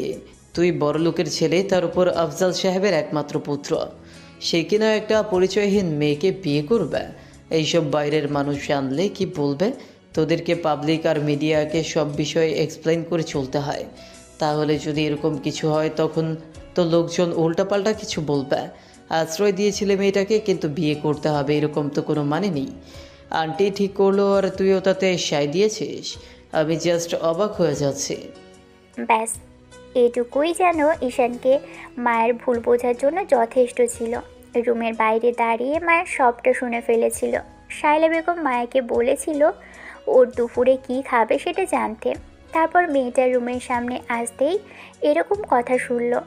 আগে পরের কথাগুলো না শুনে মায়া দৌড়ে নিজের রুমে চলে গেল। তারপর বালিশে মুখ গুজে কিছুক্ষণ কান্না করলো। তারপর নিজে নিজেই বলতে লাগলো, ওনার বন্ধু তো ঠিকই বলেছে, আমি রাস্তার মেয়ে, কুড়িয়ে পাওয়া একটা মেয়ে। আব্বু আম্মু চলে যাওয়ার পর এখন আমার কেউ নেই। ওরা আমাকে আশ্রয় দিয়েছিল, আমার তো উচিত এখান থেকে চলে যাওয়া। এখানে কতদিন থাকবো? ঋণের বোঝাটা আমার দিন দিন বাড়ছে। উনি আমার জন্য কেন নিজের সম্মানটা নষ্ট করবে? এত বড় লোকের ছেলে হয়ে আমাকে কি করে ভালোবাসবে? উনি আমার সাথে মজা করেছে। ওনার বন্ধু তো ঠিকই বলেছে, আমার যোগ্যতা নেই ওনার বউ হওয়ার, এই বাড়িতে থাকার। তাছাড়া ওনার আব্বুই বা এসব কেন মানবে? মামুনি আমাকে খুশি করার জন্য এই কথাগুলো বলেছে। ঈশান, আপনি চিন্তা করবেন না, আমি সব কিছু বুঝে গেছি। আশ্রিতা কোনো মেয়েকে বিয়ে করা বড় কঠিন কাজ আর ভুল। আমি যে স্বপ্নটা দেখেছিলাম সেটা সত্যিই অন্যায়, কিন্তু আমি কাঁদছি কেন? আপনাকে তো ভালোবাসি না, আপনার জন্য কেন কাঁদবো? রাতে ঈশান যখন বাসায় আসলো খেয়াল করলো মায়া কোথাও নেই। আম্মুর কাছে মায়ের কথা জিজ্ঞেস করতেই আম্মু ওকে বলতে লাগলো, বলল শরীর খারাপ লাগছে, তাই খাইয়ে দিয়ে শুয়ে দিয়েছি। তাছাড়া বলছিল ঘুমও আসছে, তাই ঘুম পাড়িয়ে দিয়েছি। ঈশান আর কোনো কথা না বলে খাওয়া দাওয়া করে রুমের দিকে চলে গেল। শায়লা বেগম বসে আছে আফজাল সাহেবের সামনে। বেশ কিছুক্ষণ কিছু একটা বলতে চাইছে, কিন্তু ভদ্রলোক কেমন যেন শায়লা বেগমের দিকে তাকিয়ে আছে, বলতে গিয়েও পারছে না। তাই আফজাল সাহেব বলতে লাগলেন, কি হয়েছে? তুমি এরকম গাল ফুলিয়ে রেখেছো কেন শায়েলা? আর তুমি নাকি আমাকে কিছু বলতে চাইছো? সকালেও বললে কাজের জন্য একটু বাইরে বাইরে থাকতে হচ্ছে, তার জন্য কি কথা বলা যাবে না, নাকি বলতে চাইছো না? না মানে আসলে আমি বলতেছিলাম কি, যে ঈশানের তো বিয়ের বয়স হয়েছে, আর তুমি কয়েক মাস যাবৎ বলছিলে ওর জন্য মেয়ে খুঁজতে। বলেছিলাম যে ঘটকের কি দরকার, তাছাড়া চেনা জানাই অনেক ভালো একটা মেয়ে আছে, দেখতে শুনতেও বেশ ভালো। আমার ওকে প্রচণ্ড পরিমাণে পছন্দ। মেয়েটা সারাদিন মামনি বলে একদম মাথিয়ে রাখে আমাকে। পুরো বাড়িটা যেন ওর জন্যই আলোকিত হয়ে আছে। তাই আমি বলছিলাম কি, তুমি কি মায়ার কথা বলছো? তুমি বুঝলে কি করে? না বোঝার কি আছে শায়লা, তাছাড়া ওই আছে, তাই না? তাহলে তুমি কি বলো, ওকে তোমার পছন্দ না, নাকি ওর পরিচয় জানো না বলেই তুমি চাইছো না ওকে? না না, ওকে আমি চিনতে পেরেছি। আর ঈশান আমাকে ওর সম্পর্কে সব জানিয়েছে। ও কার মেয়ে, কত বড় লোক বাড়ির মেয়ে, সবটা বলেছে। আর এখন আমাদের দায়িত্ব ওকে ভালো একটা ছেলের হাতে তুলে দেওয়া। এই মুহূর্তে এ বাসায় রাখা ছাড়া ওর সেফটিটাও নিশ্চিত করা যাচ্ছে না। তোমার যেহেতু ছেলের বউ হিসেবে মেয়েটাকে এত বেশি পছন্দ, তাহলে আমার আর কি বলার থাকতে পারে? তার মানে তুমি বলতে চাইছো তুমি রাজি ওদের বিয়েতে? হ্যাঁ, আমার গিন্নি যেহেতু রাজি, তাহলে রাজি না হওয়ার কি আছে? আর মেয়েটা তো দেখতে ভারী মিষ্টি, আমাকেও আঙ্কেল বলে ডাকে। এরপর না হয় বাবা বলেই ডাকবে। আমি জানি আমাদের বাসার গিন্নি যে সিদ্ধান্ত নেয় পরবর্তীতে সেটা সবার জন্য খুব ভালো হয়। তাই আমি চাইছি না তার বিরুদ্ধে গিয়ে কিছু বলতে। তাছাড়া এইদিকে ওদিকে কোথায় গিয়ে মেয়ে খুঁজবো, কাকে ছেলের বউ করে আনবো, শেষে দেখা গেছে মেয়ে আব্বু আম্মুকে সম্মান তো করতেই জানে না, সংসার বলতেও কিছুই বোঝে না। তাই চাইছি না অন্য কোথাও যেতে। তোমার যেহেতু এতই পছন্দ মায়াকে, আমাকে বলে দিও দিন তারিখ ঠিক করে খুব বড় একটা আয়োজন করে না হয় ওদের চার হাত এক করে দিব। তুমি জানো আমি কতটা ভয় পেয়ে গেছিলাম।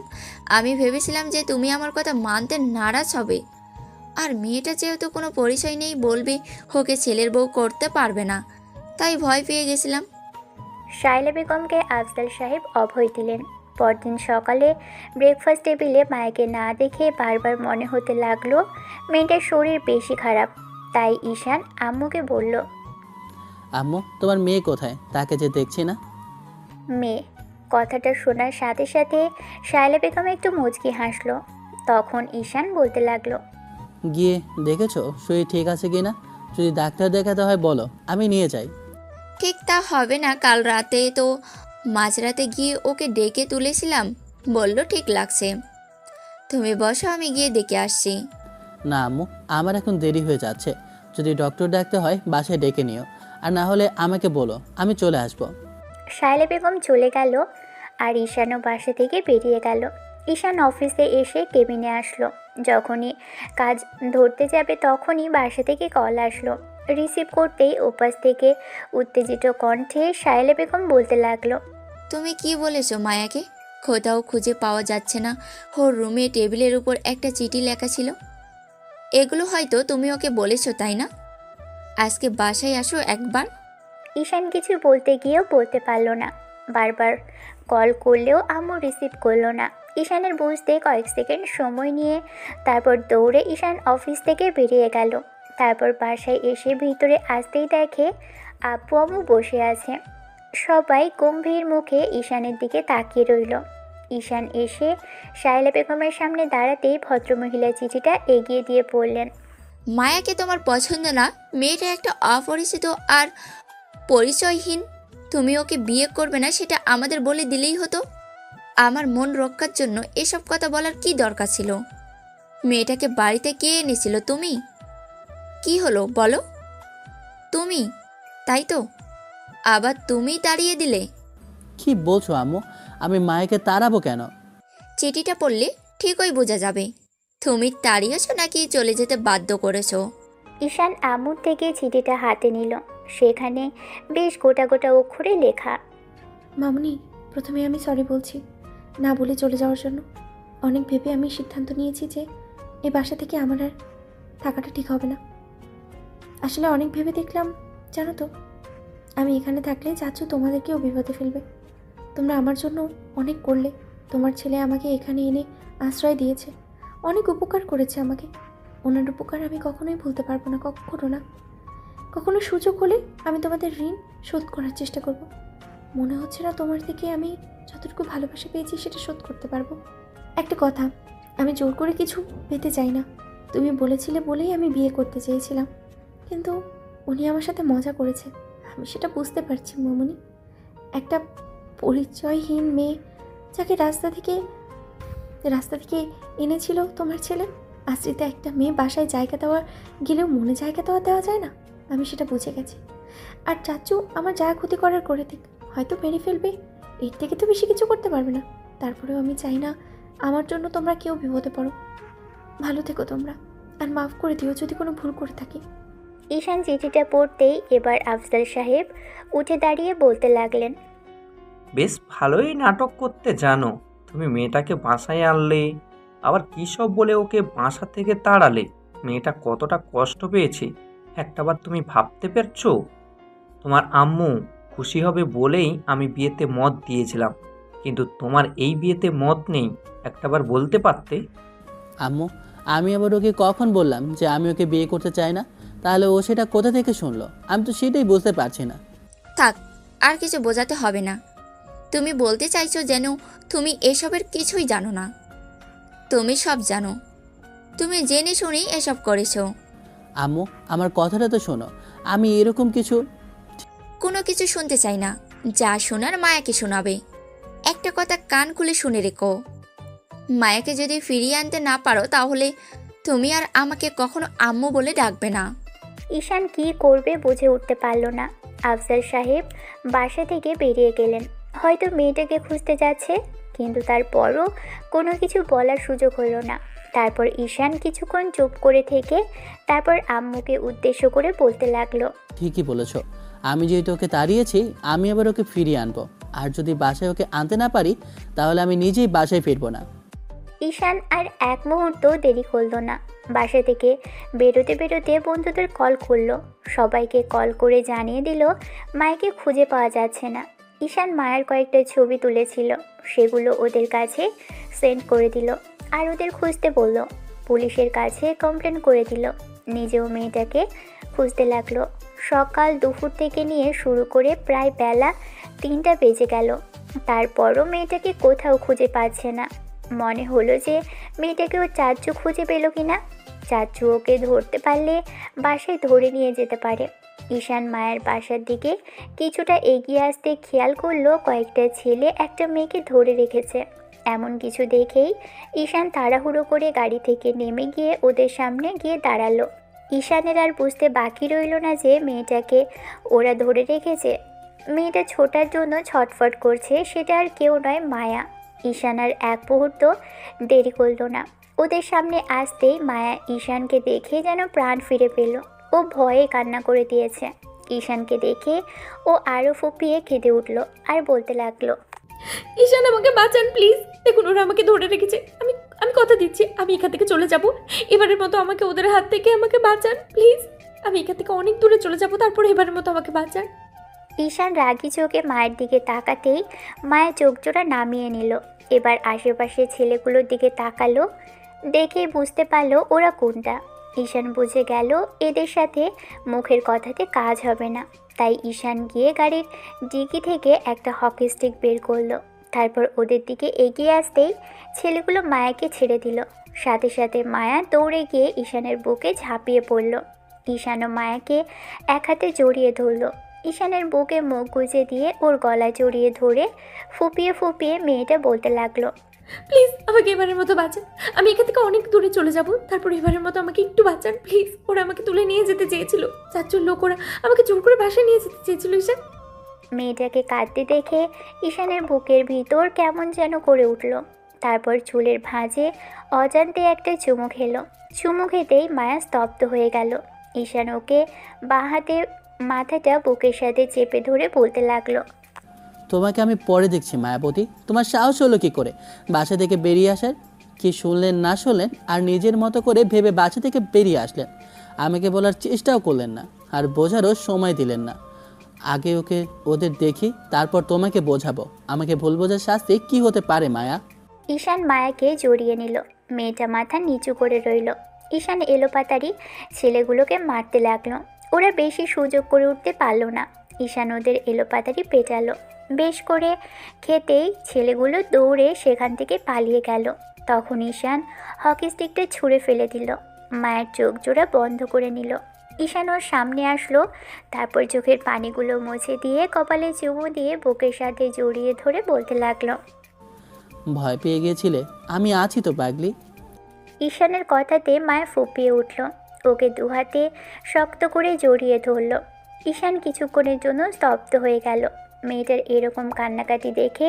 তারপর আবারও ওকে ছাড়িয়ে নিয়ে চোখের পানি মুছে দিল। মুখের দুপাশে হাত রেখে বলল, একটাবার আমাদের বলে আসতে পারলে না যে তুমি কেন বেরিয়ে আসছো? তুমি শুনেছিলে সেদিনের কথাগুলো, কিন্তু পুরোটা শোনোনি। আমার ফ্রেন্ড এরকম কথা বলছিল ঠিকই, কিন্তু আমার জবাবগুলো কী ছিল তুমি কি একটাবার শুনতে চেয়েছো? আমি তোমাকে ভালোবাসি কিনা, আমি তোমাকে নিয়ে ভালো থাকবো কিনা, বিয়ে করতে চাই কিনা, একটাবার জিজ্ঞেস করে দেখতে পারতে মায়া। আমার বন্ধুর কথা শোনার আগেই আমার কথাগুলো শুনে তোমার কি একটাবারও মনে হয়নি যে আমি তোমাকে একটু হলেও ভালোবাসি? যাকে নিজ হাতে এনেছিলাম তাকে বাসায় আশ্রয় দিয়েছি ঠিকই, কিন্তু রাস্তার মেয়ে কখনো ভাবিনি মায়া। তুমি বড়লোক বাড়ির মেয়ে, কে বলেছে তোমার কোনো পরিচয় নেই? তোমার সবচেয়ে বড় পরিচয় হচ্ছে তুমি আমার আম্মুর মেয়ে হবে, আর আমি তোমাকে বিয়ে করে নেব, তুমি আমার বউ হবে। আর তুমি সবটা শেষ করে দিলে মায়া, একটু বোঝার চেষ্টাও করলে না। ঈশানের চোখগুলো লাল হয়ে আসছিল। সেটা মায়া খুব ভালো করে দেখেছে, তাই কথা বলার সাহস হচ্ছে না। ছেলেটার এই রাগটাকে ও বড্ড বেশি ভয় পায়, তাই কিছু বলতে পারল না। ঈশান বুঝে গিয়েছিল সেদিন মেহেদির বলা কথাগুলো মায়া কোনোভাবে শুনে ফেলেছিল, তাই এরকম করে ওকে ভুল বুঝেছে। মেয়েটা কথা বলছে না, তখন ঈশান ওকে একটা ধমক দিল। সাথে সাথে মায়ের কান্না থেমে যেতে ঈশান বলতে লাগলো, কি হলো জবাব দাও। একটাবার কি আমাদের জানানোর দরকার মনে হয়নি? তুমি তো তোমার মামুনিকে খুব বেশি ভালোবাসতে, তাহলে তাকে কেন ফেলে আসলে? কি করে তুমি জানো তোমার মামুনি তোমার জন্য কত কষ্ট পেয়েছে? একটাবার কেন বোঝার চেষ্টা করনি তুমি এমন করে চলে আসলে তোমার মামুনি অনেক বেশি কষ্ট পাবে। মেয়েটা আবারও ফুপিয়ে উঠতেই ঈশান আবারও জোরে সোরে একটা ধমক দিল। সাথে সাথে মায়া ভয়ে কেঁপে উঠল আর ফুপিয়ে উঠল। ঈশান তখন বলল, চুপ, একদম চুপ। খালি পারো এসব ন্যাকা কান্না করতে, তাই না? বাসায় সবাই তোমার জন্য কত টেনশন করছে, তুমি কি একটাবার ভেবেছো? ভাবনি? আমার কথা বাদই দিলাম, আমি তো তোমাকে ভালোবাসি তাই না? কিন্তু আম্মু তোমাকে ভালোবাসে, তাহলে কেন আম্মুকে ছেড়ে চলে আসলে? জানতে না তোমার জন্য সে কষ্ট পাবে? Answer me. ঈশান বুঝতে পারল মেয়েটা ভয় পেয়ে আছে, তাই ওকে আর বেশি কিছু বলা যাবে না। ছেলেটা মায়ের হাত ধরল। তারপর যখনই গাড়িতে ওঠাতে নেবে মায়া দাঁড়িয়ে রইল, একটুও সরল না। ঈশান এবার মেয়েটার দিকে রাগি ঝুঁকে তাকালো। তখন মায়া মাথা নিচু করে পড়ল। আমি যাব না, আমাকে কোথাও নিয়ে যেতে পারবেন না। ঈশান মায়াকে জোর করলো না, ওকে ভুল প্রমাণিত করে দিয়ে গাড়ি জানালার গ্লাসে একটা ঘুষি মারল। সাথে সাথে হাত ফেটে রক্ত পড়তে শুরু করলো। গ্লাসটা তো ভাঙলো না, কিন্তু হাত ফেটে ফিনকি দিয়ে রক্ত পড়তে লাগলো। মায়ের ভয় পেয়ে গেল। ঈশানের হাতে রক্ত দেখে আটকে উঠল। তারপর দ্রুত এসে ওর হাতটা ধরে ফেললো আর কান্না করে দিয়ে বলতে লাগলো, আমার উপরে রাগ দেখিয়ে নিজের কেন ক্ষতি করছেন? এরকমটা করবেন না প্লিজ। আমি আপনার সাথে এক্ষুনি যাচ্ছি, তারপরে ভুলভাল কিছু করবেন না ঈশান, প্লিজ। তাহলে আমার কথা শুনলে না কেন? বারণ করেছিলাম না? তুমি জানো না আমার কথা না শুনলে রাগ হয়? তাহলে প্রথমবারই কেন শুনলে না? আমি তো একটু বাইরের মেয়ে, রাস্তার মেয়ের জন্য আপনি কেন? ঈশান মেয়েটার মুখ চেপে ধরল। মেয়েটা চুপচাপ চোখ জোড়া বন্ধ করে নিল। ঈশান ওর মুখের কাছে মুখটা এনে বলতে লাগলো, আরেকবার এই কথা বললে কিন্তু আমার থেকে খারাপ আর কেউ হবে না, বলে রাখলাম। আর হ্যাঁ, আমি তোমাকে ভালোবাসি এতটুকু তো বুঝতে পারোনি। আজব প্রকৃতির মেয়ে তুমি, তাই তোমাকে প্রেশার ক্রিয়েট করে কিছু জানাতে চাইনি। বিয়ের পর জানাবো ভেবেছিলাম, কিন্তু তুমি সেটা হওয়ার সুযোগই দিলে না। এত কিছুর পরও আমার ভালোবাসাটাই প্রকাশ করতে হবে, তাই তো? দাঁড়াও। ঈশান কথাগুলো বলেই মায়াকে আর কিছু বোঝার সুযোগ দিল না। ও ঠোঁটে কিস করতে আরম্ভ করলো। মায়া স্তব্ধ হয়ে গেল। কিছুক্ষণ ছাড়িয়ে নেওয়ার জন্য ছটফট করতেই ঈশান আর এক হাতে ওর কোমর জড়িয়ে ধরতেই মেয়েটা চুপচাপ হয়ে গেল। ঈশানের স্পর্শে থাকতে না পেরে মায়াও রেসপন্স করতে লাগলো। দু হাতে ঈশানের শার্টের কলার আঁকড়ে ধরে চোখ জোড়া বন্ধ করে নিয়ে ওর ভালোবাসা উপভোগ করতে লাগলো।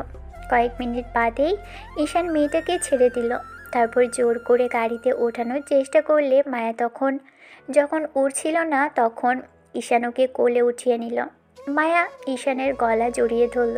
ঈশান ড্রাইভিং সিটে বসে মায়াকে কোলের মধ্যে নিয়েই গাড়ি ড্রাইভ করতে লাগলো। মেয়েটা এখনও ওর বুকে মুখ গুজে দিয়ে গলা জড়িয়ে ধরে রেখেছে। ঈশান বারবার ওর মাথায় চুমু দিচ্ছে আর কান্না থামাতে বলছে। মেয়েটা কিছুতেই শান্ত হচ্ছে না। তখন ঈশান বলতে লাগলো, ঠিক আছে, তুমি আমাকে ভালোবাসো না তো? বিয়ে করবে না সেজন্য কান্নাকাটি করছো। আমি জোর করে তোমাকে বিয়ে করব না।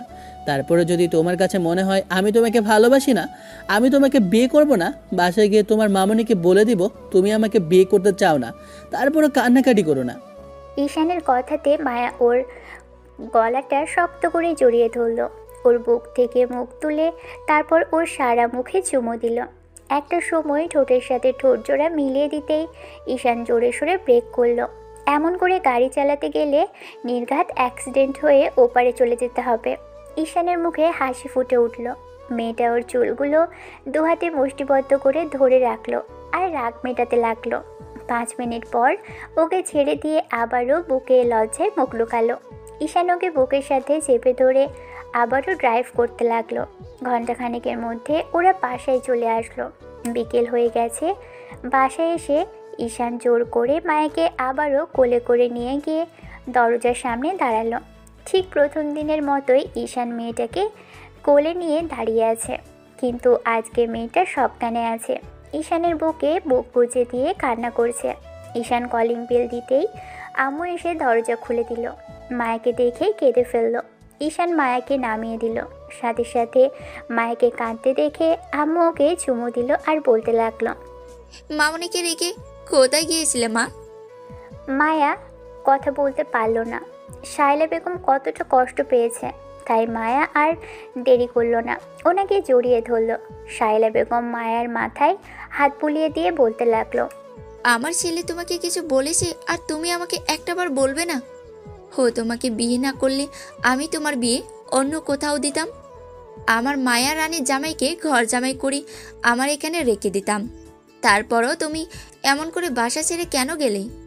যদি বাইরের কেউ তোমার কোনো ক্ষতি করে দিত, আমি আমার এই মেয়েটাকে কোথায় পেতাম? সরি মামনি, আর কখনো এরকম ভুল হবে না। আমি বুঝতে পারিনি তুমি এত বেশি কষ্ট পাবে, ভেবেছিলাম আমি একটা রাস্তা। মায়া কথাটা শেষ করে উঠতে পারল না। ঈশান শব্দ করেই একটা ফুলদানি ফ্লোরে ছুঁড়ে মারল আর রাগী কণ্ঠে বলতে লাগলো, এভাবে ভালোবাসি বলার পরও যদি তুমি বুঝতে না পারো, তাহলে মায়া তুমি আমাকে কখনোই বুঝতে পারবে না। আমি তোমাকে জোর করিনি। আমার বন্ধু কি বললো তুমি সেটা সম্পূর্ণ না শুনে আমাকে না বোঝার চেষ্টা করে চলে গিয়েছিলে। ঠিক আছে, তোমার আমাকে বিয়ে করতে হবে না মায়া। আমি তোমাকে ভালোবেসেছি, তারপরে তোমার কাছে আসবো না। তুমি তোমার মামুনির কাছে থাকো, আমি কালই বাইরে চলে যাব। তারপর আর তোমাকে কারো কথা শুনতে হবে না মায়া। শায়লা বেগম বুঝতে পারল ওদের মাঝে ভুল বোঝাবুঝি হয়েছে, আর মায়া কোনো একটা ভুলের উপর ভিত্তি করে বাসা ছেড়ে চলে গিয়েছিল। শায়লা বেগম কিছু বুঝে ওঠার আগেই ঈশান আবারও বলতে লাগলো, আম্মু, তোমার এই মেয়ে সম্পূর্ণ বাচ্চা সুলভ। ও বুঝতে পারে না কে ওকে ভালোবাসে আর কে ওকে ইগনোর করতে চায়। কয়েকটা দিনে ও আমাকে এত বেশি জ্বালিয়েছে যে এখন আমি ওকে ভালোবাসি, তখন ও আমাকে বিয়ে না করার পায়চারা করছে। কিছু করতে হবে না মায়া, যে আমাকে বুঝতে পারে না তাকে আমার কাছে জোর করে রাখতে চায় না। আম্মু, তুমি যেখানে খুশি ওর বিয়ে দিতে পারো, তবে আমি তোমাকে ভালোবাসি মায়া। অন্য কোনো মেয়েকে নিয়ে আমি একটুও ভাবিনি। আর তুমি কিনা আমাকে এভাবে ভুল বুঝলে। ঠিক আছে, তোমার আমাকে বিয়ে করতে হবে না। ও মেহেদির কথায় সেদিন আমাকে ভুল বুঝেছিল, আর ভুলের উপর ভিত্তি করে আজকে বাসা ছেড়ে চলে গেল। যা খুশি আমাকে শাস্তি দাও, তারপরে চুপ করে থেকো না আম্মু। শায়লা বেগম কোনো কথা বলল না। মায়ের মাথায় হাত বুলিয়ে দিতে লাগলেন। মেয়েটাকে নিয়ে এক জায়গায় বসিয়ে দিলেন উনি, আর খেয়াল করলেন ঈশানের হাত দিয়ে রক্ত পড়ছে। তখন শায়লা বেগম বলতে লাগলো, ঈশান আব্বু, তোমার হাতে কি হয়েছে? রক্ত পড়ছে কেন? না কিছু না, ভালোবেসেছিলাম তো, তাই এইটুকু প্রতিদান হিসেবে পেয়েছি। আর হ্যাঁ, আব্বুকে বাসায় আসতে বলো, বলো তোমার মেয়েকে তোমরা পেয়ে গেছো। ঈশান আর এক মুহূর্ত সেখানে দাঁড়ালো না, রুমে চলে আসলো। দরজা বন্ধ করে দিয়ে ওয়াশরুমে গিয়ে কিছুক্ষণ যাবৎ ফিসলো। মায়া শায়লা বেগমকে ছেড়ে দিয়ে বারবার চোখ মুছতে লাগলো আর বলতে লাগলো, আবার কাঁদছো কেন? আমি রাগ করিনি মামনি। কিন্তু তোমার ছেলে যে আমার জন্য কষ্ট পেল। তাহলে না জেনে না বুঝি বাসা ছেড়ে চলে কেন গেছিলে? একবার জিজ্ঞেস করতে। মায়া কিছু বলছে না, শুধু কেঁদেই চলেছে। শায়লা বেগম বারবার ওর চোখ মুছে দিয়েছে। বুঝতে পারলো এভাবে কাজ হবে না। এরই মাঝে আফজাল সাহেব বাসায় আসলেন, এসে সবটাই শুনলেন। বুঝতে পারলেন যে এখানে ভুল বোঝাবুঝি ছিল। তারপর মায়ার চোখ মুছে দিয়ে আফজাল সাহেব চলে গেলেন। তখন শায়লা বেগম বলতে লাগলো, সবই তো ঠিক হয়ে গেল, তাহলে এখন আবার কান্নাকাটি করছো কেন? কিছু ঠিক হয়নি, উল্টো আরো সবকিছু গোলমাল হয়ে গেল। তোমার ছেলে আমাকে ভুল বুঝলো মামুনি। তাতে কি? তুমি তো আর ওকে ভালোবাসো না, আর বিয়েও করবে না। বারবার বাইরের মেয়ে মনে করছো নিজেকে। আমি ঈশানকে বলে দেব তোমার সাথে যেন কথা না বলে। শায়লা বেগমের কথায় মায়া আরও জোরে জোরে কান্না করতে লাগলো। মায়াকে থামানোর চেষ্টা করলেও ও নিজে নিজেই বলতে লাগলো, তুমি বুঝতে পারছো না মামুনি, তোমার ছেলে আমাকে ভালোবাসে, আমাকে ভালোবেসে কষ্ট পাচ্ছে। তার উপরে আমি এরকম করে না বুঝে ওনাকে কষ্ট দিয়ে ফেললাম। তোমার ছেলে আমাকে বিয়ে করবে না, আমি কি করবো এখন? তোমাকে কিছু করতে হবে না, তুমি এই জন্যই তো বাসা ছেড়ে চলে গিয়েছিলে। তাই রাগ করে বলে দিয়েছে আর বিয়ে করবে না। ওর রাগ ভাঙানোটা কতটা কষ্টে তুমি জানো না। তোমাকে বিয়ে করতে হবে না, আমি ঈশানকে বলে দেবো যেন এসব কথা না বলে। মায়া আবারও ফুপিয়ে উঠতে লাগলো। তখন শায়লা বেগম ওর চোখ মুছে দিয়ে বলতে লাগলো, বিয়েটা তো হচ্ছে না, তাহলে আবার কান্না করছো কেন? কেন বিয়ে হবে না? তুমি বারণ কেন করছো? আমি তো চাইও নি আমাকে বিয়ে করুক। কিন্তু কেন? কারণ আমি ওনাকে ভালোবাসি, এই জন্যই তো। মায়া লজ্জা পেয়ে মুখ নামিয়ে নিল। তখন শায়লা বেগম মুচকি হেসে ওর কপালে একটা চুমু দিয়ে বলতে লাগলেন, ঠিক আছে, বিয়ের কথা বলবো, কিন্তু আগে কান্না থামো। ঈশান তোমার উপর রাগ করে আসি, তুমি না বুঝিয়ে এমন করে চলে গেলে, সেজন্যই তো বিয়েতে এখন না করে দিয়েছে। যাও গিয়ে পারলে ওর রাগটা ভাঙা, তার আগে কান্না থামাও। মায়া আর দেরি করলো না, শায়লা বেগমকে ছাড়িয়ে নিল আর বলতে লাগলো, না না, কান্না করছি না। আমাকে আগে ওনার রাগ ভাঙাতে হবে। আমার উপরে রাগ করে না হলে কথাই বলবে না। মায়া দৌড়ে ঈশানের রুমের সামনে আসলো। দরজা লাগানো, তাই ওকে ডাকতে লাগলো। তারপরও ঈশান দরজা খুলল না। তখন মায়া বলতে লাগলো, ঈশান, আমার ভুল হয়েছে, আমি বুঝতে পারিনি আপনাকে কষ্ট দিয়ে ফেলবো। প্লিজ দরজাটা খুলুন ঈশান। আমি বেশিক্ষণ কাঁদতে পারি না। আপনি প্রথম দিন দেখেছিলেন না, আপনার সামনে কাঁদতে কাঁদতে অজ্ঞান হয়ে গেছিলাম। আমাকে একটাবার রুমে ঢুকিয়ে দিন। আমি বুঝিয়ে বলছি আপনাকে, আমার ভুল হয়েছে। প্লিজ রাগ করে থাকবেন না ঈশান, প্লিজ। ঈশান সবেমাত্র ওয়াশরুম থেকে বেরিয়ে এসেছে। রাগের জন্য ইচ্ছে মতো ভিজেছে, হাত থেকে এখনও রক্ত পড়ছে। কোনো রকমে একটু পরিষ্কার করে ব্যান্ডেজ করে নিয়েছে। এরই মাঝে মায়া ডাকাডাকিতে ঈশান চুপ করে বসে রইল। তারপর যখন মায়া বারবার ডাকতে লাগলো তখন ঈশান বলতে লাগলো, আমার রুমের সামনে থেকে যাও মায়া, আমি তোমার সাথে কথা বলতে চাইছি না এই মুহূর্তে। এখন তো আমাদের বিয়েটা হচ্ছে না, তাহলে কেন এরকম জোর জবরদস্তি করছো? এখান থেকে যাও মায়া, আমি তোমার সাথে কোনোরূপ শৃঙ্খলা করতে চাইছি না, তাতে তুমি কষ্ট পাবে আর তারপর আম্মু কষ্ট পাবে। আমি এরকম কিছু চাইছি না। প্লিজ দরজাটা খুলুন। আমি তো বলছি আমি এমন কিছু চাই না। না জেনে না জানি এমনটা করে ফেলেছিলাম। এবারের মতো আমাকে মাফ করে দিন। দেখেন আমার কিন্তু খুব কষ্ট হচ্ছে ঈশান, খুব বেশি খারাপ লাগছে। প্লিজ দরজাটা খুলুন, আমার কিন্তু কেমন যেন লাগছে। ঈশান আর দেরি করলো না। যখন শুনলো মায়ের কষ্ট হচ্ছে কথাগুলো ভেবেই তাড়াহুড়ো করে উঠে এসে দরজা খুলে দিল। মায়া কথাগুলো শেষ করতে পারলো না, তার আগেই ঈশান ওর হাত ধরে টেনে রুমের মধ্যে নিয়ে আসলো, তারপর বেডে বসিয়ে দিল। মায়া গিয়ে এবার ঈশানের সামনাসামনি দাঁড়ালো। মাথা নিচু করে রইল মেয়েটা, কথা বলছে না, চুপচাপ আছে। এবার মায়া ঈশানের মুখোমুখি বসে পড়ল আর বলতে লাগলো, আমার আমার ভুল হচ্ছে ঈশান, প্লিজ এবারের মতো মাফ করে দিন। আমি আমি বুঝতে পারিনি যে আপনি আমাকে এতটা ভালোবাসেন। এখন আর বুঝতে পেরে কোনো লাভ হবে না মায়া, তুমি বুঝতে পারলেও কিছু যায় আসে না। আমি ভালোবাসলে হবে না, আপনি তো বাসেন না। আপনি রুমে যান, আমি আপনার উপর কোনো রাগ করিনি। রাগ করে থাকলে আপনি কি কখনো বাসায় আনতাম না মায়া। তার মানে আপনি আমাকে ভালোবাসেন না? আবারও দয়া করে। মায়া কথাগুলো শেষ করতে পারল না, তার আগেই ঈশান আবারও রাগী চোখে মেয়েটার দিকে তাকালো। মায়া মাথা নিচু করে ফেললো আর কাঁদো কাঁদো কণ্ঠে বাচ্চাদের মতো মুখ করে বলতে আরম্ভ করলো, আমি তো আরো ভাবলাম আপনিও যেমন আমাকে ভালোবাসেন আমিও আপনাকে ভালোবাসি, তাই বিয়েটা করেই নেব। কিন্তু আপনি তো রাগ করে আছেন। মামনি বলল আপনার রাগ না ভাঙলে আপনি কিছুতেই আমার সাথে কথা বলবেন। এমন কেন করছেন? আমি তো বলতেছি আমি আপনাকে। ভালোবাসার কথা মায়া আবেগের বশে বলে ফেলেছে, তাই চুপ করে রইল।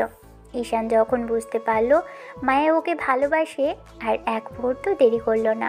মেয়েটার উপর রাগ করে থেকেই বা কী হবে, ও পারবে না ঈশানের রাগ ভাঙাতে, সেটা খুব ভালো করেই বুঝতে পারছে। বাচ্চা একটা মেয়েকে কি করে বা কাঁদাবে, কথাগুলো ভেবেই ঈশান মায়ের মুখের দুপাশে হাত রেখে বলতে লাগলো, কি হলো বলো আমাকে, কি? না না মানে আসলে আমি আপনাকে। হ্যাঁ, আমি সেটাই শুনতে চাইছি, ভালোবাসো কি না? হ্যাঁ বাসি তো। তাহলে চলে গিয়েছিলে কেন? সরি। সরেতে কি সবার রাগ ভেঙে যায় মায়া? ঈশান এক দৃষ্টিতে তাকিয়ে রইল। তখন মায়া কোনো উপায় না পেয়ে ওর গালে একটা চুমু দিল, তারপর ওকে জড়িয়ে ধরল। তখন ঈশান বলতে লাগলো, এইভাবেও রাগ ভাঙবে না। আর কিছু করতে পারবো না, বিয়ে করেন তারপর। বিয়ে করলে যে এগুলো করতে হয় তোমাকে কে বলেছে? ঈশানের কথাতে মায়া ওর বুকে মুখ লুকিয়ে ফেলল আর দু হাতে ঈশানের শার্টটা খামচে ধরে রাখলো। ঈশান ওকে বুকের সাথে জড়িয়ে ধরে রাখলো। ভালো থাক ভালোবাসা, দেখা হয়েছে অন্য কোনো দিন অন্য কোনো গল্পে। ততদিন পর্যন্ত আপনারা সুস্থ থাকবেন, ভালো থাকবেন আর আমাদের সাথেই থাকবেন। ধন্যবাদ, আল্লাহ হাফেজ।